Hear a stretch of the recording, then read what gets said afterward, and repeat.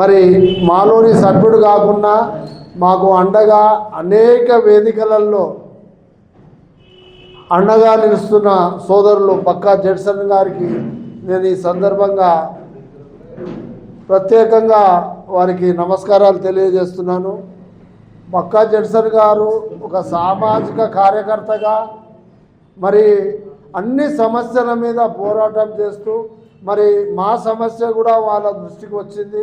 మాకు అండగా కేంద్ర స్థాయిలో సుప్రీంకోర్టు దాకా, రాష్ట్ర స్థాయిలో హైకోర్టు దాకా, అలాగే అసెంబ్లీ వేదికగా కూడా ఎన్నో తన బలమైన వాణిని వినిపిస్తున్నారు. వారికి మా పక్షాన ఇంకోటి హ్యూమన్ రైట్స్ కమిషన్ కూడా, మానవ హక్కుల కమిషన్ కూడా మా యొక్క వాణిని వారు వినిపించారు. ఈ సందర్భంగా వారు మాకు ముఖ్య అతిథిగా వచ్చినందుకు వారికి కృతజ్ఞతలు చేస్తూ మా అండగా ఇస్తున్నందుకు మీకు చాలా థ్యాంక్స్ సార్. మీ సేవలు మాకు ఎల్లప్పుడూ ఉండాలని కోరుకుంటూ మరి ఇటు సభను ఉద్దేశించి మా యొక్క కన్వీనర్ గారు 2 మాటలు మాట్లాడాల్సిందిగా కోరుతున్నాను. చెప్పు మీ సమస్య.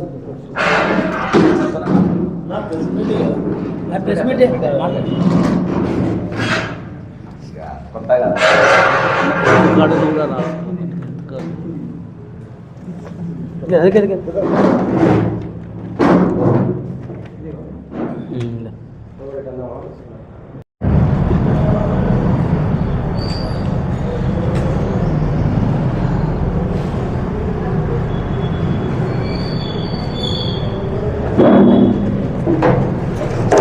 2024 మార్చ్ నుండి రిటైర్డ్ అయినటువంటి ఉద్యోగ ఉపాధ్యాయులు దాదాపు రాష్ట్రంలో 16,000 మంది ఉన్నారు. అయితే ఆ 16,000 మందిలో దాదాపు 3,000 మంది కొంతమంది కోర్టు ద్వారా, కొంతమంది పైరవీల ద్వారా వాళ్ళు బాక్యాలు రావడం జరిగింది. అయితే మిగతా 13,000 చిల్లర మందికి ఇంకా బాక్యాలు రావాల్సిన అవసరం ఉన్నది. ఆ బకాయిలు అనేటిది మేము ఒక ఉద్యోగ ఉపాధ్యాయులుగా మేము దాచుకున్నటువంటి ఒక డబ్బు, ప్రభుత్వం దగ్గర దాచుకున్న డబ్బు, జీపీఎఫ్ కావచ్చు, జీఐఎస్ కావచ్చు, టీజీఎల్ఎస్ కావచ్చు, గ్రాట్యుటీ కావచ్చు, ఇట్లాంటి మాకు దాచుకున్న డబ్బు మాకు ఇవ్వకుండా మా డబ్బును ఇతర కార్యక్రమాలకు ప్రభుత్వం వాడుకుంటుందని మేము భావిస్తూ ఉన్నాం. అట్లా వాడుకోవడం వల్ల చాలామంది రిటైర్ అయినటువంటి ఉద్యోగ ఉపాధ్యాయులు వారు జీపీఎఫ్ నుంచి కానీ అమౌంట్ రాక వాళ్ళు చాలామంది శారీరకంగా, మానసికంగా, ఆర్థిక ఇబ్బందులకు గురై వాళ్ళు చేసిన అప్పులు తీర్చలేక, బిడ్డల పెండిలు కానీ, ఇల్లు కట్టుకోవడం కానీ, ఈఎంఐలు కట్టలేక వాళ్ళు ఇబ్బంది పడుతున్న సందర్భంలో వాళ్ళు అనారోగ్యానికి గురై దాదాపు 40 మంది చనిపోవడం జరిగింది.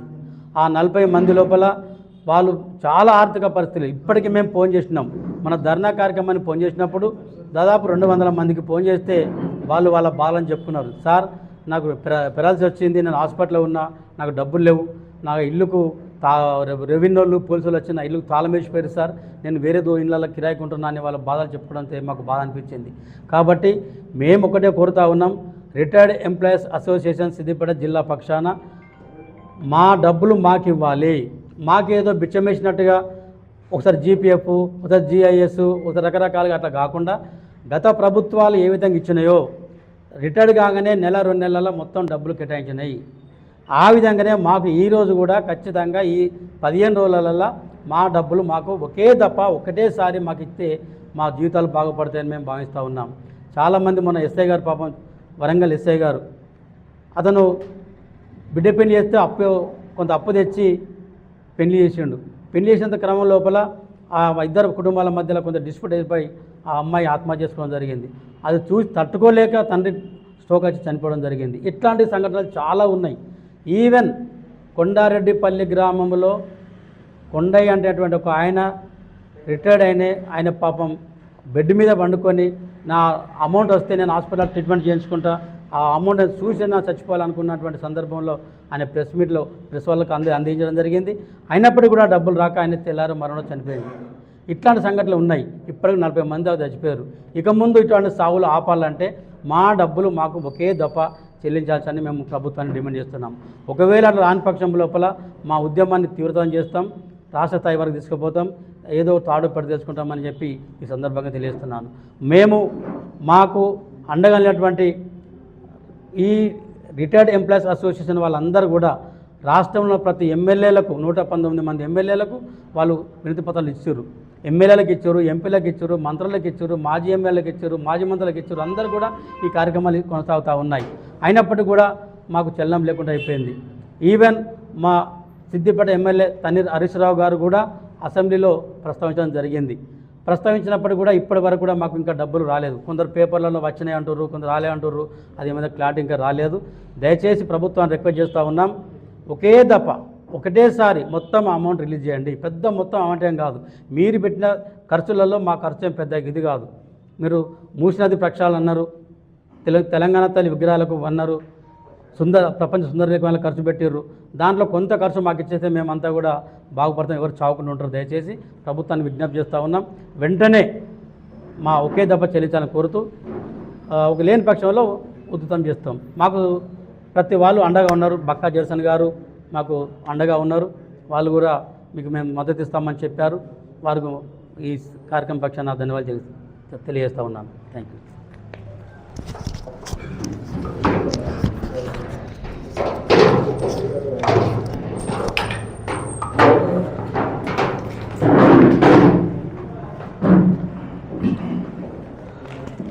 కింద పెట్టి మైకులు కాబట్టి దీని కింద పెట్టు డిస్టర్బ్ కాదు.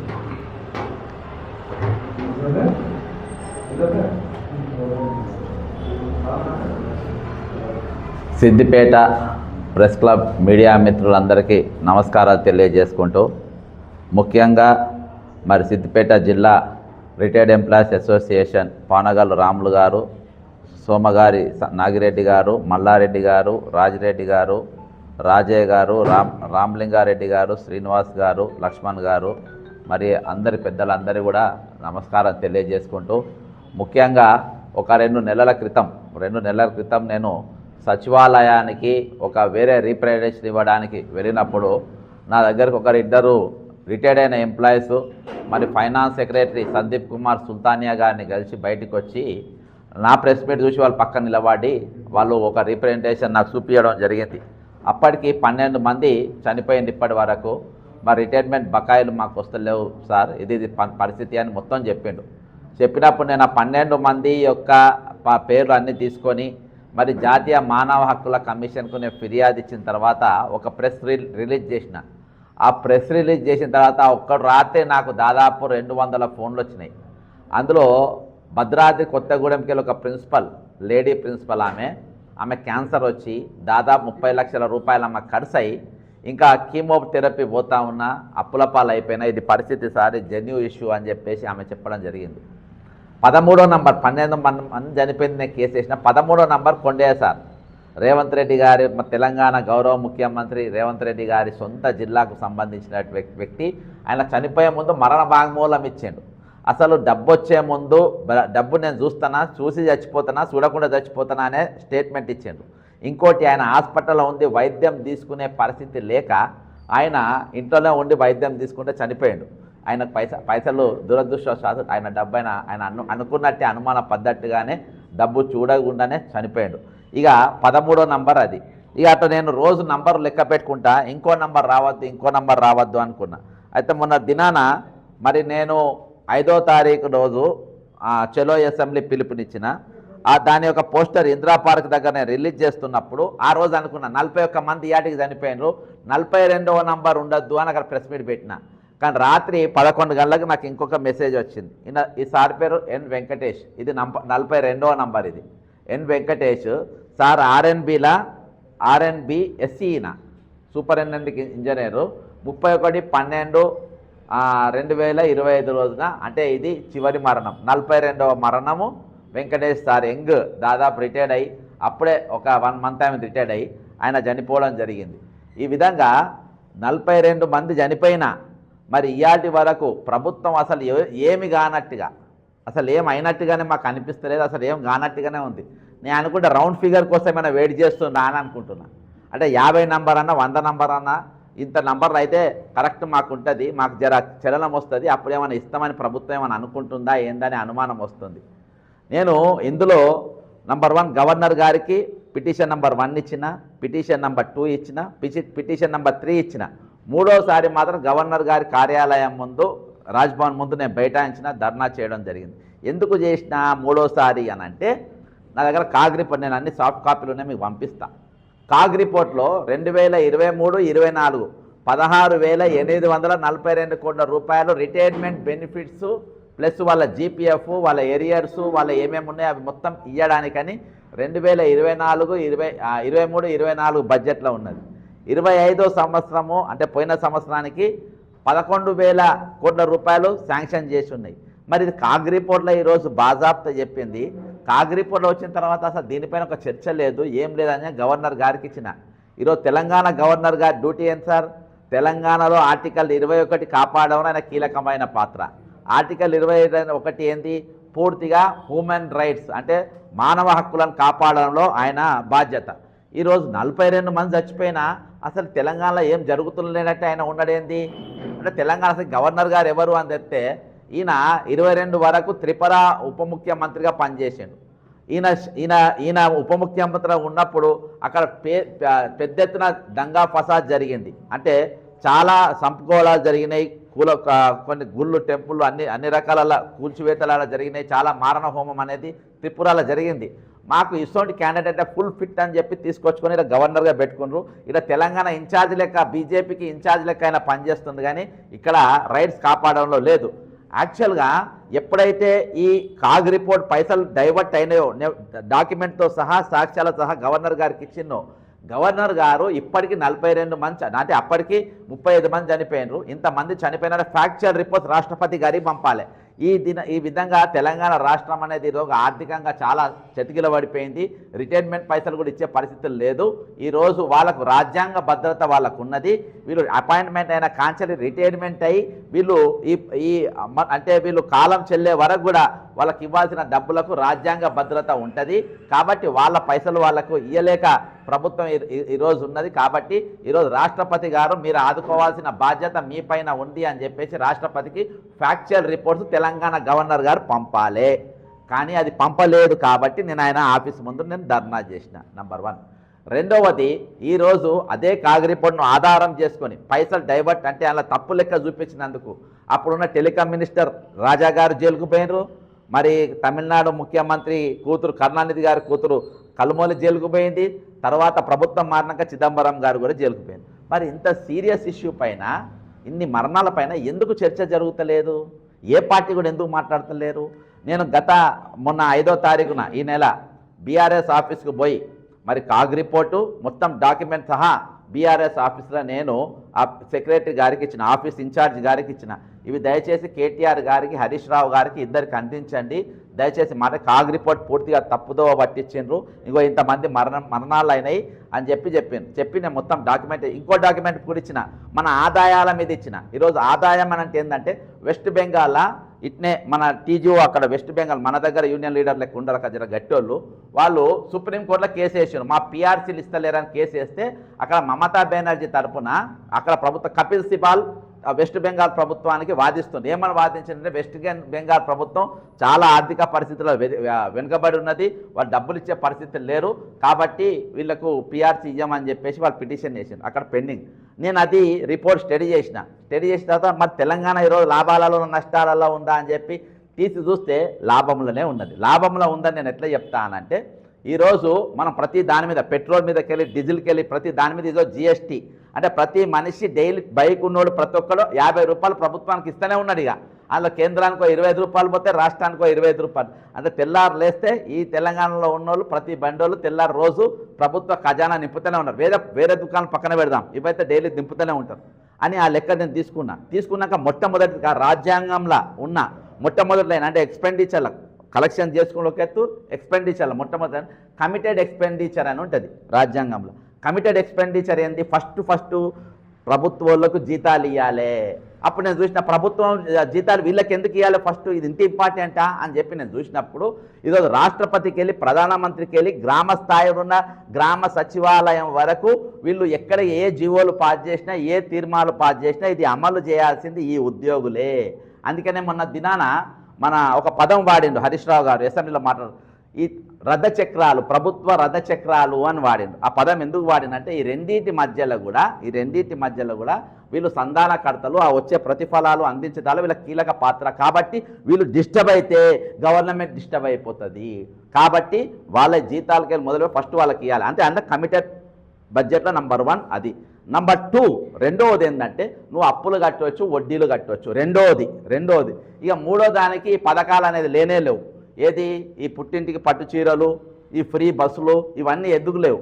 ఈరోజు ఆత్మగౌరవంతో మన తెలంగాణ ఏర్పడ్డది, మిగిలిన బడ్జెట్తో మన తెలంగాణ ఏర్పడ్డది. ఈరోజు అప్పున్నోడు బక్క జెర్సన్ అనేటోడు ఈయనకు 100 రూపాయలు అప్పు ఉంటే నాకు ఆత్మగౌరవం లేనట్టు.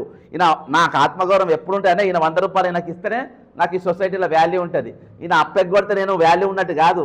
అటువంటిది ఈరోజు 7 లక్షల కోట్ల అప్పు అంటే బీఆర్ఎస్ ప్రభుత్వం దిగిపోయడానికి 5 లక్షలు ప్రాజెక్టుల తర్వాత ఈరోజు 7 లక్షల కోట్ల అప్పు ఈరోజు తెలంగాణ ప్రభుత్వం పైన ఈరోజు ఉన్నప్పుడు మరి మనకు ఆత్మగౌరవం ఉందా, కనబడుతుందా?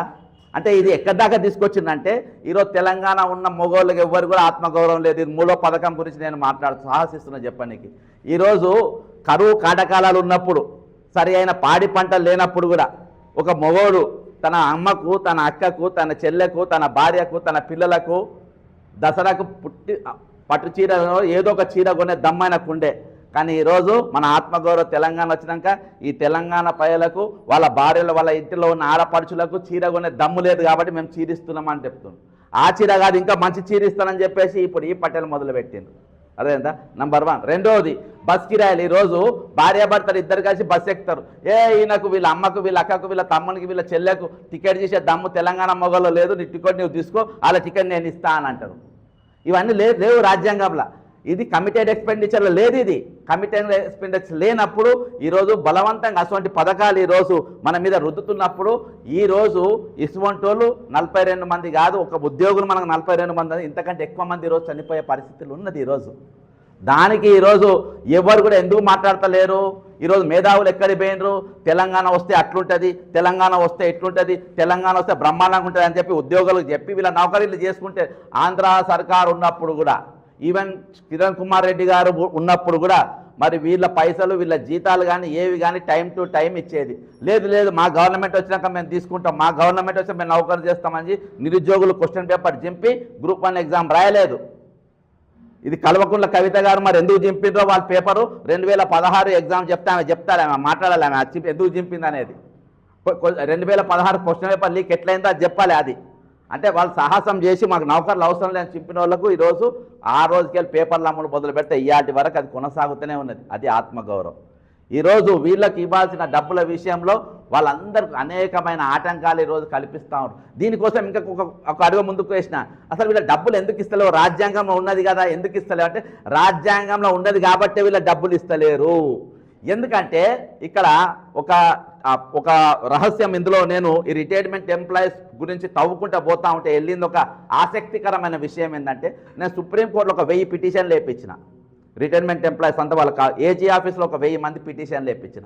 అట్లా ఇవన్నీ పోతా ఉంటే అసలు ఇంత భద్రత ఉన్నదానికి ఎందుకు ఇస్తలేరు? ఈరోజు ఎవరు మాట్లాడతలేరు అంటే నేను ఇంకోటి చూస్తే 95% అంటే 100% బీజేపీ ఉన్న అన్ని రాష్ట్రాలలో ఇంక్లూడింగ్ ఛత్తీస్గఢ్, మధ్యప్రదేశ్కి వెళ్ళి మొదలుపెట్టి లదాఖ్, జమ్మూ కాశ్మీర్ వరకు ప్రతి రాష్ట్రంలో 95% వాళ్ళు ఇచ్చేసిండ్రు. ఏది పిఆర్సీ అంటే 55% అన్ని రాష్ట్రాల్లో అందరికీ ఇచ్చేసిండ్రు. ఒక వెస్ట్ బెంగాల్ హైకోర్టులో కేసు ఉంది, సుప్రీంకోర్టులో కేసు ఉంది కాబట్టి వెస్ట్ బెంగాల్ అండ్ అటువంటిది ఈరోజు బీజేపీ అధికారంలో ఉన్నది. మరి ఈరోజు మేము ఇచ్చినాం, ప్రతి రాష్ట్రంలో మేము ఇచ్చినాం. రేవంత్ రెడ్డి నీకు చేతనైతలేదా? రాహుల్ గాంధీ నీకు చేతనైతలేదా? మా బీజేపీగా ఉన్న కాలం మేము ఇచ్చినామని చెప్పేసి ఈరోజు కిషన్ రెడ్డి గారు కానీ, బండి సంజయ్ గారు కానీ, ఈరోజు 8 మంది ఎంపీలు కానీ, ఈరోజు రఘునందన్ రావు గారు కానీ వీళ్ళందరూ ఎందుకు మాట్లాడతలేరు? ఎందుకు మీరు క్లెయిమ్ చేస్తలేరు? మా బీజేపీ రాష్ట్రాల్లో మేము ఇచ్చినాము, ఈ తెలంగాణలో మేము ఎందుకు ఇస్తలేమని ఎందుకు క్లెయిమ్ చేసుకుంటలేరు? మీకు మంచిదే కదా. ఈరోజు ఉద్యోగులంతా అక్కడ అంత ఇచ్చిందంట అని చెప్పి కోర్టులు వేస్తారు కదా, మరి ఎందుకు క్లెయిమ్ చేస్తలేరు? దీని వెనుక ఒక కుట్ర. ఎందుకంటే ఈరోజు బీజేపీ, టీడీపీ, ఇవన్నీ ఎన్డీఏలో భాగస్వాములు. మరి ఎన్డీఏ టీడీపీ ఎట్లా వచ్చింది? తెలంగాణ టీడీపీ లేదు కదా అని మనం అందరం అనుకోవచ్చు. చంద్రబాబుకు హైదరాబాద్ అంటే పగ, తెలంగాణ అంటే పగ. ఎందుకంటే 2014 మరి ఎప్పుడైతే ఇది విభజన హామీల చట్టంలో ఉంది, విభజన చట్టంలో మరి హైదరాబాద్ అనేది 10 సంవత్సరాల పాటు ఉమ్మడి క్యాపిటల్. మరి కేసీఆర్ గారు ఏం చేసినారంటే సంవత్సరం లోపే ఎలగొట్టిండ్రు. ఎట్లా ఎలగొట్టిండ్రు? ఓటుకు నోట్ల ఆయన ఏటుగున్నాడు. ఓటుకు నోట్ల కెమెరాల ఫోన్లు అందరం చూసినాం, ప్రపంచ దేశాలు అందరూ చూసిన ఫోన్లు ఉన్నారు. ఇవాళ కూడా చూడవచ్చు. చంద్రబాబు నాయుడు అక్కడ దొరికిండు. నీవు ఈ కేసులకి నా జైలుకు పోవద్దంటే మర్యాదగా మూటముళ్ళ చదువుకొని అమరావతికి వెళ్ళిపో అని చెప్పి కేసీఆర్ గారు ఎలగొట్టిండ్రు. అది మంచి పని చేసిండు. నన్ను హైదరాబాద్కి వెళ్ళి ఎలగొడతావా? నా మురళీమోహన్ అక్కడ ఉన్నాడు, నా హైటెక్ సిటీ అక్కడ ఉంది, నా హెరిటేజ్ అక్కడ ఉంది, నా భూములు అక్కడ ఉన్నాయి, నువ్వు నన్ను ఎలగొడతావా అని పగబెట్టుకున్నాడు. ఆయనతో A1 ఈరోజు రాష్ట్ర ముఖ్యమంత్రి అయ్యిండు. కాబట్టి ఈరోజు దీనిపైన నేను పగబడతా అని చెప్పి హైదరాబాదు 600 కిలోమీటర్ల చదరపు కిలోమీటర్ల ఉన్నటువంటి హైదరాబాదు 2000 కిలోమీటర్లు పెట్టిండ్రు. ఫ్యూచర్ సిటీ అక్కడి దాకా పెట్టిండ్రు. ఈరోజు మీరు చెన్నైలో చూడండి, north Chennai, south Chennai, central Chennai అని ఉంటుంది. బెంగళూరు చూడండి, south Bengaluru, north Bengaluru, south Bengaluru అని ఉంటుంది. ఢిల్లీ చూడండి, Delhi cantonment, south Delhi, north Delhi అంటారు. మరి హైదరాబాద్ మల్కాజ్గిరి ఒకటి కమిషనరేటు, హైదరాబాద్ ఒక కమిషనరేటు, మరి ఫ్యూచర్ సిటీ ఒక కమిషనరేటు. ఇది ఎందుకు చేయాలి? ఇది ఎందుకు చేయాలంటే ఇవన్నీ కూడా కుట్రల భాగంగా దీనికి హైదరాబాద్ అనే పేరు ఈ 4 దిక్కులు వస్తే దానికి పెద్ద పేరు వస్తుంది. అటువంటి పేరు రావద్దు. ఇవన్నీ కుట్రలో భాగంగా ఈరోజు వాళ్ళు అనుకున్న టార్గెట్ ఫుల్ఫిల్ చేయాలంటే ఈ రిటైర్డ్ ఎంప్లాయీస్ను బలి ఇవ్వాలి. ఎట్లా ఇవ్వాలంటే ఈరోజు తెలంగాణ ఆర్థిక పరిస్థితి దెబ్బతినిపోయింది. ఇంకో కాగ్ రిపోర్టు 16,000 కోట్ల వాళ్ళ కోట కేసైనా కట్టలేకపోయినరు. ఈరోజు ఆర్థికంగా చెత్తకిల పడిపోయినరు. ఇప్పటికి 42 మంది చనిపోయినరు. ఇవన్నీ కూడా ఆన్ రికార్డు ఉంటాయి. ఇవి నంబర్ 1. ఒకటి ఆర్థికంగా వెనుకబడ్డదని చూపించడానికి ఒక కారణం. ఇంకో కారణం హైదరాబాద్లో 144 సెక్షన్ ఉంటుంది. ఎప్పటికెళ్ళి మీరు రికార్డులో కొట్టి చూడండి, గూగుల్లో కొట్టి చూడండి, వస్తుంది. అక్టోబర్ 2024 అక్టోబర్ 27వ తారీఖు వెళ్ళి నవంబర్ 28వ తారీఖు 2024 వరకు 1 నెల రోజు పాటు హైదరాబాద్ మీద 144 సెక్షన్ ఉంటుంది. కానీ ఎక్కడ కూడా మాళ్ళు బంద్ కావు, ఎక్కడున్న సినిమా థియేటర్లు బంద్ కావు, ఎక్కడ షూటింగ్లు బంద్ కావు, ఎక్కడ మార్కెట్లు అంతా బ్రహ్మాండంగా. మరి 144 సెక్షన్ ఎందుకు పెట్టిండ్రు? సివి ఆనంద్ గారు సంతకం ఉంటుంది, నగర డాక్యుమెంట్ గురించి ఆయన సంతకం పెట్టి బాజాప్తా 1 మంత్ పెట్టిండ్రు. ఎందుకు పెట్టిందంటే అప్పుడు టీడీపీ వచ్చి అప్పటికి 3 నెలలు దీపావళి వదిలేసి లోకేష్ గారు అమెరికాలో ఉంటారు. హైదరాబాద్లో శాంతి భద్రతలు లేవు. హైదరాబాద్లో 144 సెక్షన్ ఉంది. ఈరోజు ప్రపంచ దేశాలలో 4 దేశాలు డిస్టర్బెన్స్ ఉన్నది. అందులో ఒక రాష్ట్రం తెలంగాణ, ఇంకో దేశం పాలస్తీనా, అది గాజా. ఇట్లా కొన్ని దేశాలు చూపి రష్యా, ఉక్రెయిన్, తర్వాత హైదరాబాద్లో శాంతి భద్రత లేవని ఫ్రేమ్ చేసి పెట్టుబడులు రాకుండా లా అండ్ ఆర్డర్ ప్రాబ్లం ఉన్న క్రియేట్. నేను ఇవాళకి ఈ ప్రెస్ మీట్ పెట్టి హైదరాబాద్ సోమాజిలో ప్రెస్ మీట్ పెట్టి 15 రోజులు పెట్టిన. ఇవాటి వరకు ఎవరు ఖండించలే. వి ప్రకాష్ గారు మాత్రం బక్క జడ్స్ అని చెప్పింది 100% వాస్తవం అని చెప్పిండ్రు. అంతేకాకుండా ఈరోజు ఇన్నారెడ్డి గారిని అరెస్ట్ చేసింది అంటారు ఏదో కేసులా. వాస్తవానికి ఆయన కూడా దీని మీదనే ఇంటర్వ్యూ ఇచ్చిండు. ఇచ్చిన తెల్లారి వేరేదేదో పెట్టి ఆయన లోపల పెట్టిన పరిస్థితి. అయితే ఇప్పుడు రిటైర్మెంట్ ఎంప్లాయీస్ యొక్క పైసలు ఇవ్వకుండా, వీళ్ళకు రాజ్యాంగ భద్రత ఉన్న డబ్బులు ఇవ్వకుండా 42 ప్రాణాలు ఈరోజు పోయినా ఈరోజు ఎవరు కూడా మాట్లాడతలేరు. ఇంకోటి హైదరాబాద్ మీద 144 సెక్షన్ పెట్టినప్పుడు మనం బాగా ఆలోచించాలి. ఈరోజు ఎంఐఎం, బీజేపీ 2 కూడా పాముంగీసా అని చెప్పుకుంటాం. హైదరాబాద్ ఎంఐఎం ఉండడు, ఆయన మాట్లాడాడు నా మీద 144 అని చెప్పినామని. ఈరోజు సికింద్రాబాద్ ఎంపీగా కిషన్ రెడ్డి గారు ఉంటారు, కేంద్ర మంత్రి గారు, నా మీద ఎందుకు 144 సెక్షన్ ఆయన మాట్లాడాడు. మరి బండి సంజయ్ గారు ఈరోజు ఆయన హోంమంత్రిగా ఉంటాడు. మరి నా హైదరాబాద్ మీద ఈరోజు అంత బ్రహ్మాండంగా ఉంది, ఫైటింగ్ లేదు, ఏం లేదు, శాంతి భద్రతలు బ్రహ్మాండం. మరి 144 సెక్షన్ ఎందుకు పెట్టినామని చెప్పి ఆయన కూడా అన్నాడు. ఎందుకు అన్నారు? ఇదంతా ఎన్డీఏ. ఇవన్నీ మనకు అర్థమైన తర్వాత ఈరోజు మనం 3 పాయింట్లు ముందు పెట్టుకోవాలి. 42 మంది చనిపోయినా, ఈరోజు ఇంతమంది అనారోగ్యం పాలై దవాఖానలలో ఉన్నా, ఈరోజు ఇంతమంది రిటైర్మెంట్ ఎంప్లాయీస్ ఈరోజు ఇంతమంది ఉన్నా, ఈరోజు భారతదేశం మొత్తంలో అన్ని రాష్ట్రాలలో పిఆర్సీలు ఇచ్చినా, డిఏలు ఇచ్చినా, ఈరోజు తెలంగాణ మాత్రమే ఎందుకు ఇస్తలేదు అని ఏ పార్టీ అనేది దీని మీద గవర్నర్ గారు మాట్లాడారు. నంబర్ 1. నంబర్ 2, 144 సెక్షన్ పెడితే ఏ పార్టీ మాట్లాడది. నంబర్ 3, ఈరోజు ఇంతమంది చనిపోయిన లాస్ట్ కమ్యూనిస్టులు మాట్లాడు, బయటికి రేవంత్ మన ఏది మేధావులు కూడా ఈరోజు బయటికి ఎవరు రావరు, ఎవరు మాట్లాడారు. నంబర్ 3, ఈ విధంగా ఇంతమంది దీని వెనుక ఉన్న ఒక భారీ కుట్ర ఏందనంటే కొనసాగుతుంది. మేము నల్గొండలో చేసినాం కార్యక్రమం, భువనగిరిలో అయింది, హైదరాబాద్లో అయింది, మన గవర్నర్ గారు ఇంటి ముందు అయింది, ప్రతి దగ్గర అయింది. రేపటి దినాన 5వ తారీఖు అసెంబ్లీలో మొన్న హరీష్ రావు గారు చాలా బాగా మాట్లాడిండు. కానీ కాగ్ రిపోర్టు మేము కాగ్ రిపోర్ట్ ఇచ్చినాము. కాగ్ రిపోర్టు తెలంగాణ యొక్క ఏవైతే ఈరోజు ఆర్థిక పరంగా మనకు వస్తున్న కమిటెడ్ బడ్జెట్ ఉందో ఆ కమిటెడ్ బడ్జెట్ను ఫుల్ఫిల్ చేయడంలో ఈరోజు ప్రభుత్వం విఫలమైంది. కాబట్టి ఈరోజు మీరు రేపటి దినాన ఇంకా 2 రోజులు ఉన్నాయి, ఇవాళ రేపు ఎల్లుండి, ఈరోజు మీరు క్వశ్చన్ అవర్ తీసుకుంటారా, 0 అవర్ మాట్లాడతారా, ఈరోజు మీరు స్తంభింపజేయాలి. నిన్న దినాన టీఎన్జిఓ నాయకులు ఒక చర్చలు అంటారు, మాకు 14,000 మంది రిటైర్ అయినరు, వాళ్ళ ప్రాణాలు మాకు ఇంపార్టెంట్ కాదు, 15 లక్షల మంది ఈరోజు ఉద్యోగం చేస్తున్నారు, వాళ్ళు మాకు ఇంపార్టెంట్ అని అంటే, మరి ఆ 15 లక్షల మందికి మీరు పిఆర్సీ ఇప్పించిండ్రా? ఆ 15 లక్షల మందికి 5 డిఎల్ పెండింగ్ అవి ఇప్పించగలిగినరా?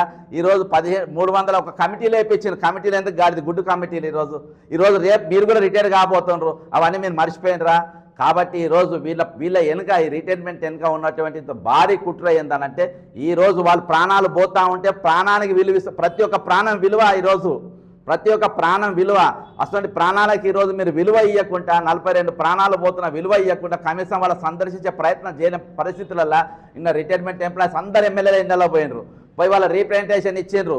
మీరు దయచేసి మా తరపున మాట్లాడండి చెప్పిండ్రు. ఈరోజు మేధావులు మాట్లాడతారు, ఎవరు మాట్లాడతారు. కాబట్టి 5వ తారీఖు ఉదయం అమరవీరుల స్తూపంకి వెళ్ళి మరి మేము చలో అసెంబ్లీ పిలుపునిచ్చినాం. అందులో భాగంగా మొన్న దినాన పోస్టర్ కూడా మేము రిలీజ్ చేయడం జరిగింది. ఇగో ఇప్పటి వరకు అమరులైన వారి ఫోటోలు మేము పోస్టర్లో పొందుపరిచినాము. ఇగో ఈ పేర్లు మీరు చదవండి అన్న, ఎంతమంది చనిపోయినారు ఆ పోస్టర్లో ఉన్న పేర్లు మీరు చదవండి. కొన్ని ఇగో ఇవి చదవండి పైన. మీకు కనబడదా? సరే నేను చదువుతా. లేదు సరే పట్టు. సరేలే, మీకు మాకు కనబడతాయి కానీ సరే ఇదిగో సార్ స్లోగానే ఇవ్వండి. ఇదిగో సార్ పట్టుకోండి.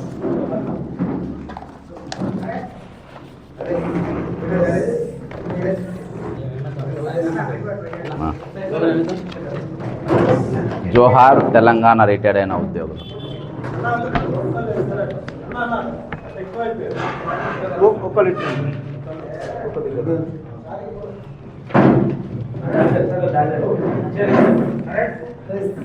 జోహార్ తెలంగాణ రిటైర్డ్ అయిన అమరవీరులకు. జోహార్ రిటైర్డ్ అయిన అమరవీరులకు. జోహార్ రిటైర్డ్ అయిన అమరవీరులకు. రిటైర్మెంట్ బకాయిలు వెంటనే, రిటైర్మెంట్ బకాయిలు వెంటనే, రిటైర్మెంట్ బకాయిలు వెంటనే.